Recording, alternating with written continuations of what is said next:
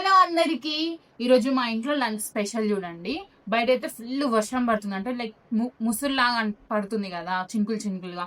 అందుకనేసి మంచిగా గొంతు మంచిగా ఉండాలి, ఘాటు ఘాటుగా అనేసి ఇంట్లో చేసిన వెల్లుల్లి కారం విత్ బాయిల్డ్ ఎగ్ అన్నమాట. ఇంకా వేడి వేడి అన్నం, ఆహా సూపర్ ఉంది. వెల్లుల్లి ఫ్లేవర్ అయితే ఇట్లా ఎక్కువ తగులుతుంది. ఇంకా తింటే నోటికి కూడా ఘాటు భలే సెట్ అవుతుంది. ఒకవేళ మీ ఇంట్లో చిన్నపిల్లలు కానీ ఎవరికైనా జలుబు చేస్తే ఇది ఒక్కసారి ట్రై చేసి చూడండి, సూపర్ ఉంటుంది. ఇట్లా బాయిల్డ్ ఎగ్ ఇట్లా చించుకొని ఇట్లా పెట్టుకొని తింటే